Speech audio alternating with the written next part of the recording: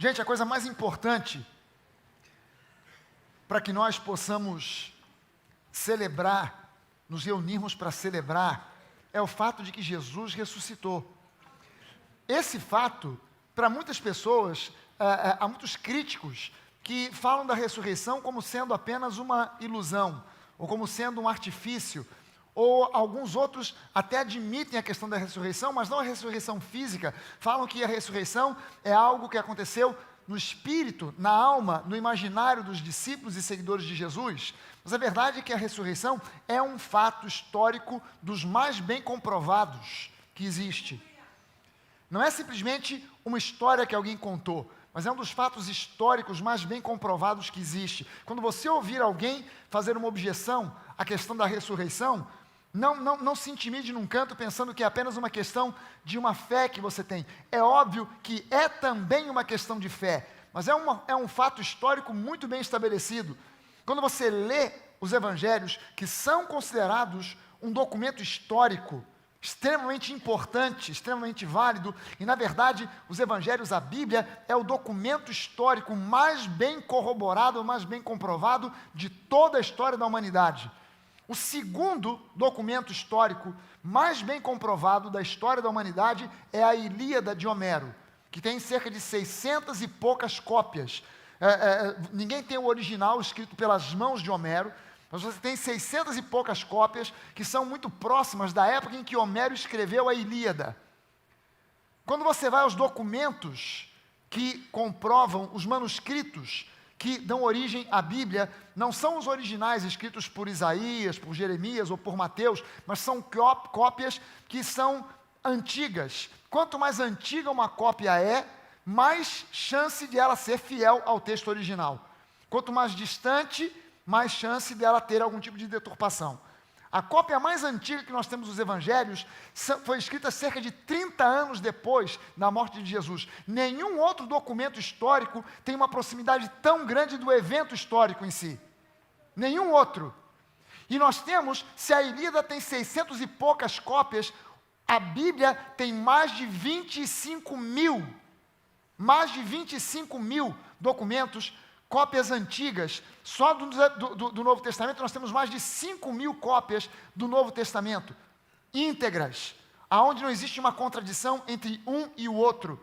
Não é que num diz que Deus é bom, no outro diz que Deus é mau. Não existe essa contradição na palavra, nos originais. Você pode encontrar, muitas vezes, a falta de uma palavra por erro de um copista, ou a repetição, a duplicação de uma palavra por erro de um copista, mas você nunca vai encontrar trechos aonde um texto, aonde uma cópia de Marcos diz outra coisa completamente diferente de uma outra cópia de Marcos. A palavra de Deus, ela é o documento histórico mais bem comprovado de toda a humanidade, E o fato da ressurreição é visto como um fato histórico. Por quê? Porque quando você vai aos evangelhos, você vai ver que os discípulos, quando começaram a afirmar que Jesus havia ressuscitado, você vai ver a reação do governo romano. O que os romanos disseram? Eles não saíram dizendo, isso aí não vale nem a pena falar porque é uma fantasia. Não, eles subornaram os guardas que tomavam conta do sepulcro para que eles mentissem e não dissessem que viram o sepulcro vazio. Eles tentaram prender os discípulos para que eles não divulgassem esse tipo de notícia. Ou seja, o próprio governo romano estava com medo de que essa notícia fosse divulgada, mas o apóstolo Paulo diz que quando Paulo, foi a Corinto, ele conheceu mais de 500 pessoas que viram Jesus ressuscitado. Mais de 500 pessoas que viram. Não adiantava sequer prender um ou outro, porque havia mais de 500. Isso, proporcionalmente falando, é como se hoje, com o número de pessoas que nós temos, alguém dissesse, olha, mais de 1 milhão de pessoas viram a Jesus ressuscitado. Proporcionalmente, seria mais ou menos isso. É o documento mais bem corroborado. E nesse documento, diz que Jesus ressuscitou, e que nessa ressurreição, ele levou cativa a morte. Que ele trouxe para nós vida abundante. Que ele, com essa ressurreição, ele venceu a morte, ele venceu as enfermidades, ele venceu o mal, ele venceu o inferno, ele expôs os demônios ao vexame público, ele expôs o diabo ao vexame público, ele triunfou, vencendo, cravando na cruz toda a lei que era contra nós. e fazendo agora que Deus tenha um relacionamento conosco que não é mais um relacionamento burocrático, através de mandamentos e ordenanças, mas é um relacionamento íntimo de pai para filhos. Amém? Nós somos filhos do Deus vivo, não mais simplesmente servos ou simplesmente criaturas, nós somos agora filhos do Deus vivo, e nós precisamos nos habituar a chamar o nosso Deus de Pai, e não simplesmente de Deus. A religião ensina a gente a orar, Senhor, meu Deus e meu Pai. A gente inverte a ordem toda. A gente coloca Pai em último lugar. Senhor, meu Deus, meu Pai. Mas antes de ser teu Senhor, antes de ser teu Deus, Ele é teu Pai. No Antigo Testamento, não. No Antigo Testamento Ele era Senhor, Ele era Deus. No Novo Testamento, Jesus trouxe uma revelação nova para nós. Agora, Ele não é mais simplesmente o nosso Deus, o Senhor que está acima de todas as coisas. Ele continua sendo isso, mas antes de ser isso, para nós, Ele é o nosso Pai. Amém? E como Pai, Ele é um Pai provedor. Ele é um Pai provedor. Ele é um Pai que cuida de nós. Eu fiquei muito alegre quando eu ouvi aqui, na transição entre esse culto e o anterior, uma pessoa que estava dizendo aqui para mim, pastor, eu estou aqui na igreja há 3 meses. Quando eu decidi vir para cá, um monte de gente me disse para eu não vir. Um monte de gente falou mal a seu respeito, do seu ministério, e eu comecei a vir, e quando eu vim, eu recebi um diagnóstico. Estava sentindo uma dor no joelho, eu recebi um diagnóstico. Estava com câncer nos ossos, na altura do joelho. Eram vários tumores. Fui fazer tomografia, e o médico olhou para a tomografia, olhou para a ressonância, e disse, olha, são vários tumores, não é um só. Você tem vários tumores aí no joelho, e a gente vai ter que ver o que vai fazer. Isso aí é um tratamento que pode começar apenas com uma simples quimioterapia, mas pode ir até a amputação da sua perna. E ela começou a vir à igreja durante 3 meses, subindo a escada, sentindo dor, e ela se recusava a pegar o elevador, porque ela dizia, não, eu vou manter firme a minha confissão de fé. Jesus elevou essa enfermidade, eu estou curada em nome de Jesus. E ela subia a escada gemendo, sentindo vontade de chorar, com dor, se recusando a usar o elevador, dizendo, não, eu estou curada, eu estou curada, eu estou curada. E essa semana que passou, foi fazer exame. O médico olhou e disse assim, não estou entendendo nada. Não estou entendendo. Tem alguma coisa que está errada aqui. Esse exame é seu? É você mesmo? Tem certeza? Onde é que está o tumor? Não tem tumor. Os tumores sumiram, os tumores desapareceram.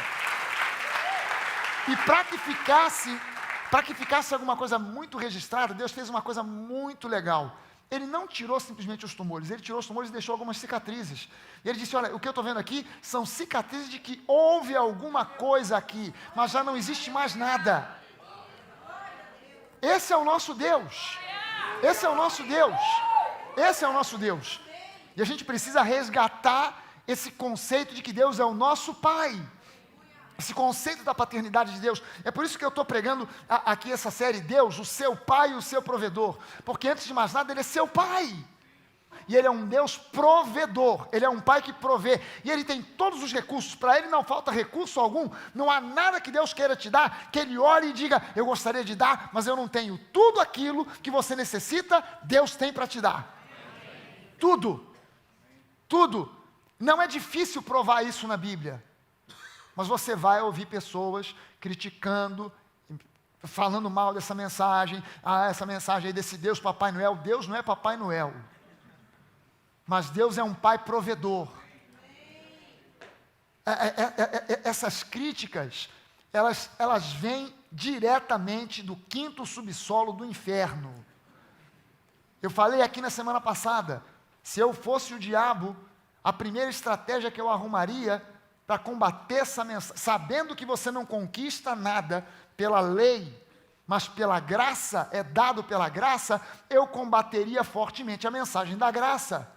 Eu meteria o malho nos pregadores da graça. Eu faria o melhor que eu pudesse para levantar homens e mulheres que subissem nos púlpitos para pregar contra a palavra da graça, contra a palavra da fé. Essa estratégia que eu iria bolar. E eu deixei o diabo com uma dor de cabeça, porque lá no inferno ele começou a gritar, descobriram minha tática, desgraçado desse pragalho, aí ele vai ver, não vou ver nada.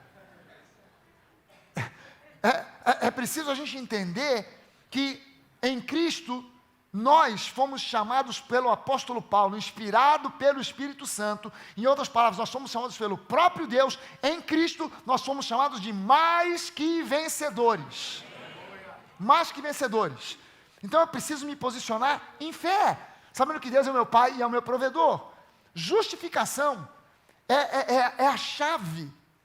Entender sobre a justiça, sobre quem você é em Cristo, A sua posição de justo é a chave para você desfrutar da sua herança. Semana passada eu comecei a falar sobre isso aqui.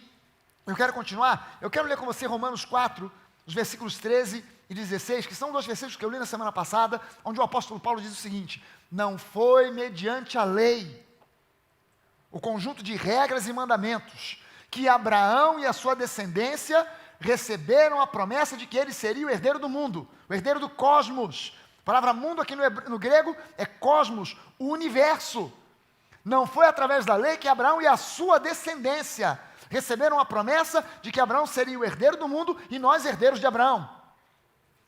Mas, mediante a justiça que vem da fé, mediante a justificação que vem pela fé. Portanto, a promessa vem, ela se concretiza, ela se torna real pela fé.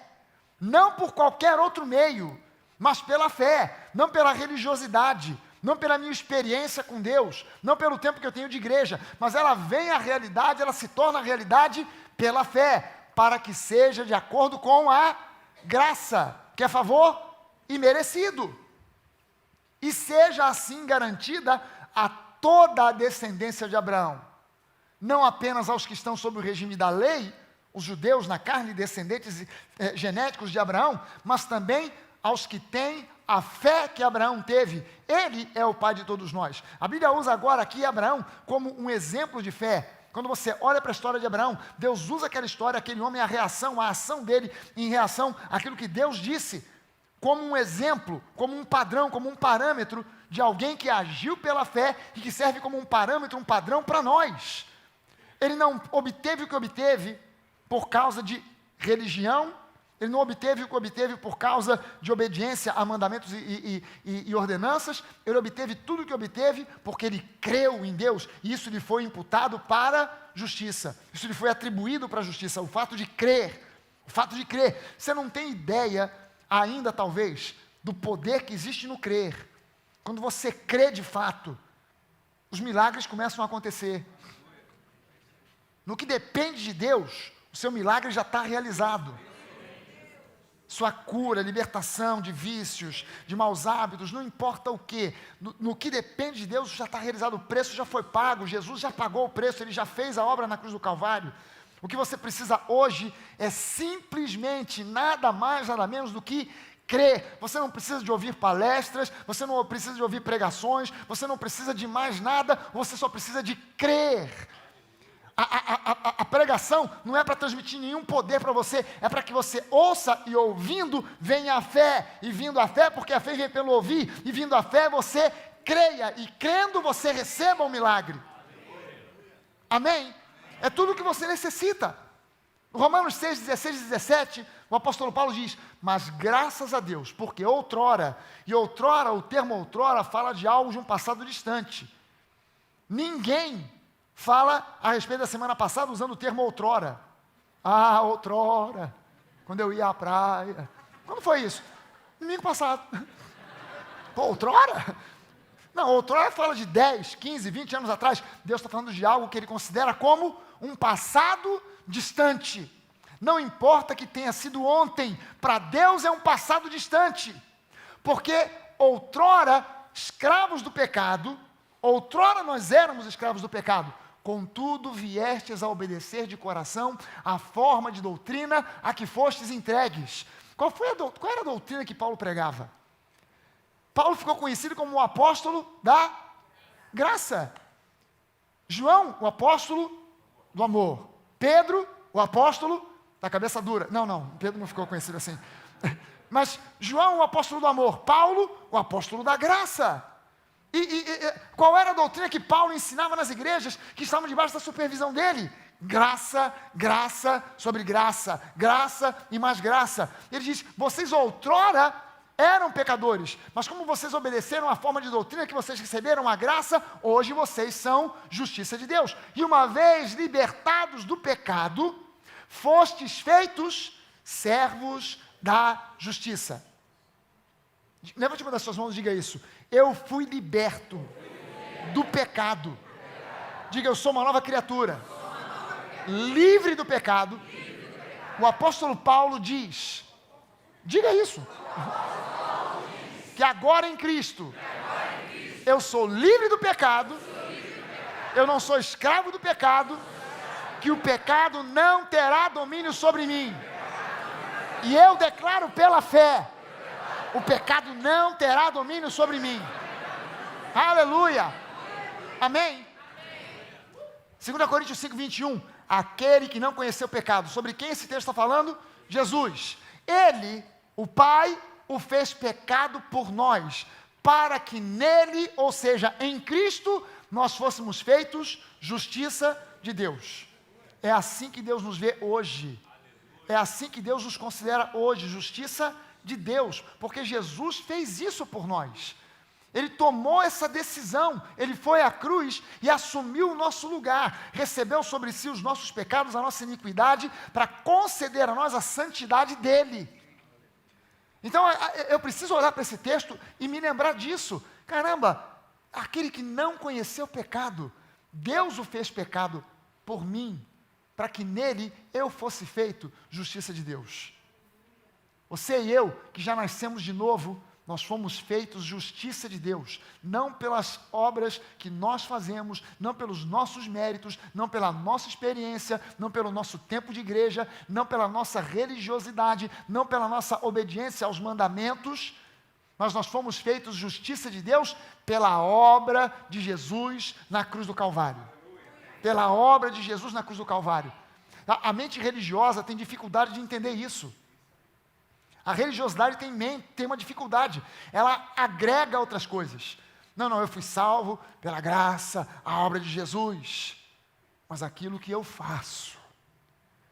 Então eu somo essas duas coisas, o que Jesus fez e aquilo que eu faço. Ele faz a parte dele, eu faço a minha. E aí quando junta a parte dele com a minha, eu tenho salvação. Não, você junta a parte dele com a sua, você tem confusão, não é salvação. Até rima, mas não é a mesma coisa. Como efeito, como consequência da salvação, de sermos feitos justiça de Deus, existem desdobramentos. No momento que você foi feito justiça de Deus, há consequências nisso, há desdobramentos nisso. Se você foi feito justiça de Deus, consequentemente agora você é da família de Deus. Um membro legítimo da família de Deus. Você agora é um filho legítimo de Deus. Você não é filho no sentido figurado. Você não é filho no sentido metafórico. Você não é filho no sentido poético. Você é um filho genuíno, real, enxertado na família. Você é um filho de Deus. Se você já recebeu a Jesus, você é um filho legítimo de Deus Altíssimo. Amém? Veja bem o seguinte, o apóstolo João, quando ele começa o seu evangelho no capítulo 1, ele começa dizendo, no princípio era o verbo estava com Deus, e o verbo era Deus, e o verbo se fez carne, e aí ele diz o seguinte, e a tantos quantos o receberam, deu-lhes o poder de serem feitos filhos de Deus. Essa palavra poder, no grego, é exousia, que significa autoridade, autorização, capacitação. A tantos quantos o receberam a Jesus, a estes Deus deu a capacitação, a autorização, a autoridade para serem feitos, tornados, transformados em filhos de Deus. Não mais simplesmente criaturas, mas filhos legítimos, genuínos do Deus Altíssimo.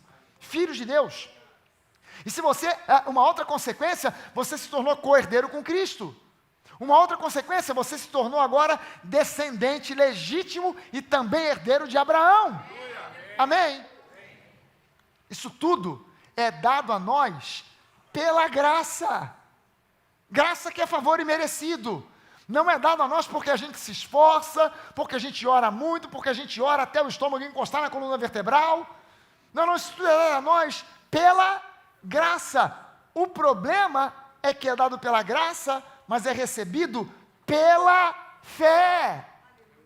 Pela fé, não por merecimento, não por obras, não por algo que eu realizei e que me qualificou, mas pela fé. Pela fé. Não tem nada a ver com o que eu fiz ou deixei de fazer, tem a ver com o que eu criei. Amém? Tem a ver com o que eu creio.